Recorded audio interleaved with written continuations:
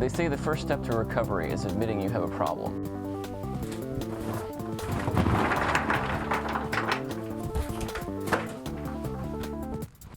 Yeah, I'm not quite there yet.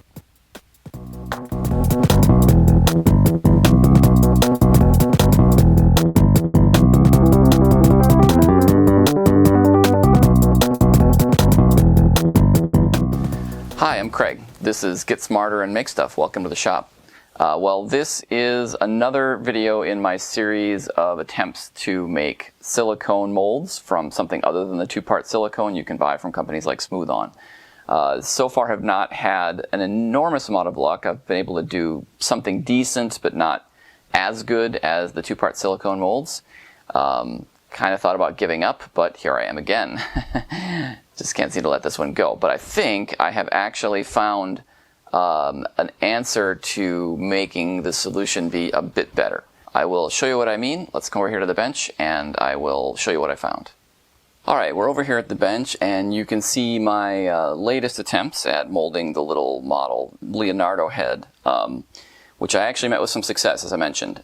So the key here was I was out Googling a bit about wax, making wax molds, you know, as one does, and I came across a post where someone was asking about wax injection molding, and someone said something like, yeah, I think it cools too fast for you to really be able to pour it.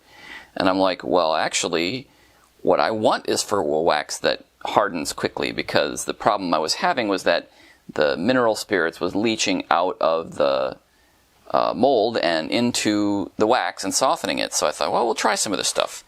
So I went to Amazon, as one does, and picked up a pound of these wax injection beads, found the melting temperature, because another thing I've discovered is that the temperature you pour at matters. You really want to be pretty close to the melting temperature of the wax. I believe this one is 160 degrees Fahrenheit, whatever that is, in centigrade. I'll put it up on the screen.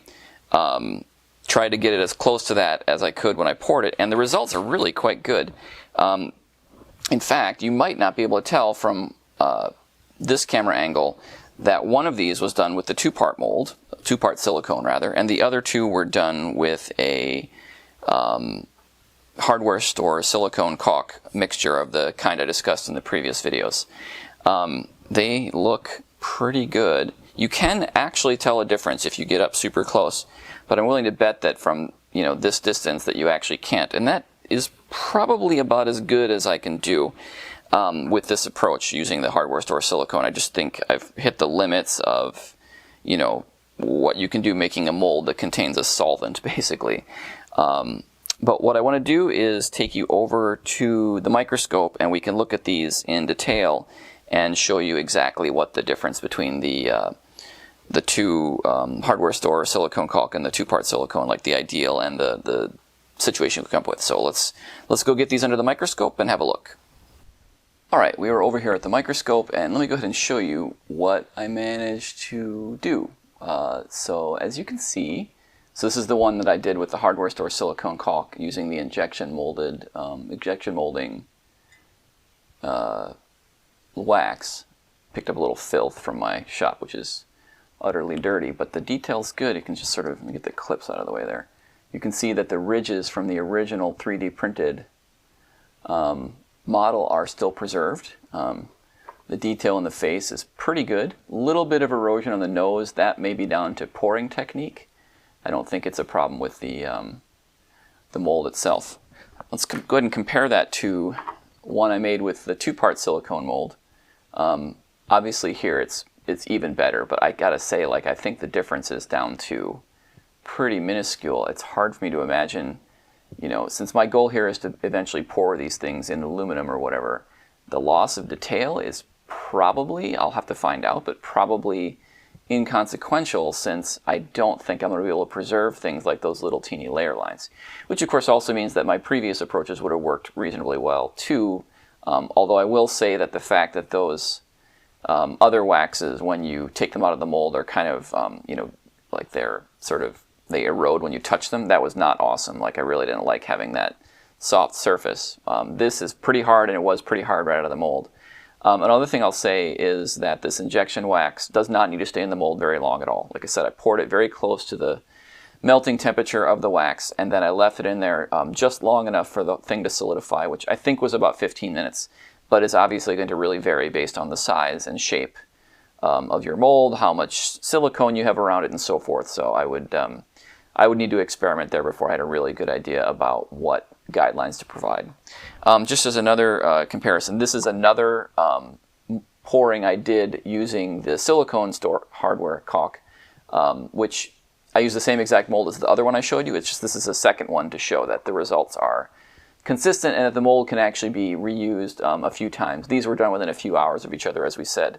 The mold will shrink over time. You know, after a few days, it'll have significant shrinkage, but just kind of nice to see that you can actually use it to pour more than one of these should you need a small run. Again, if you need to pour many copies of these, and especially over a long time, then use the two-part stuff. It's just superior in basically every way except for shelf life and I guess maybe cost, although as we said last time, it's not like the hardware store stuff winds up being super cheap on a per gram basis. But I'm really happy with this. In fact, I'm ready to declare victory, and actually I think I would, we'll have to see how this does when I start actually getting my foundry going and making metal objects from these wax objects. But I think I'm kind of inclined towards going with the hardware store silicone caulk for most things. The two-part stuff is great, but like I said, it's really a bummer to pay 40 bucks, for a jar and then pull it off the shelf and not be able to use it because it's all no good. I mean, I can buy a bunch of silicone in the caulk from the hardware store and have everything I need ready to go at any time and not have to worry about it going bad. And if it does go bad, I can go get it at Home Depot or Lowe's or whatever home center and not have to wait. Even though with Amazon delivering things the very next day, it's not like waiting is that big of a problem, but still, just it is more convenient, I think, even with the extra steps of having to mix it up. So yeah, so I'm pretty thrilled with this. All right, well there you have it. I think that's pretty good. Like I said, I'm pretty thrilled with the results. Definitely looking forward to using that technique as I go forward, and I actually have a project in mind that will use it. More about that later. It's actually a present for someone who does watch this channel, so I can't post that quite yet, but you will see it when it's done. It's actually a pretty cool project overall that should make use of this technique as a small part of it. Anyway, I hope that you've enjoyed watching me on my journeys so far with mold making. I say so far because I actually do have one more technique that I've played with that I'd like to make a video about. I alluded to it earlier with the amazing remelt. I've actually found some interesting things there that I want to share with you, but that will be for another video. Hopefully you found this one inspiring, entertaining, or in some way valuable. If you did, as usual, I ask if you liked it, actually go and find some small YouTube channel somewhere and comment on one of their videos. I'm not trying to make a living or even make any money with this. I'm just kind of putting it out there because I thought it might be a fun thing to do, to share with people. But there are people out there that are trying to do that. So if you can find somebody like that who's trying to get established, comments really make a huge difference. I do look at the analytics for the YouTube videos, and YouTube rewards videos incredibly for being commented on. So go find someone out there who you think is doing something interesting, who maybe doesn't have the exposure. Not that we're a big channel here at the moment anyway, but go find someone who you think might benefit from it. Give them a little boost. Just say, hey, I like what you're doing, or that was a cool video, or nice job, or anything at all, and they will benefit from that. So that would be my request to you if you feel so inclined. In any event, I certainly hope that you've enjoyed watching me get smarter about this stuff, and maybe you'll go out there and use it to make yourself smarter and to make things yourself. So till next time, bye-bye.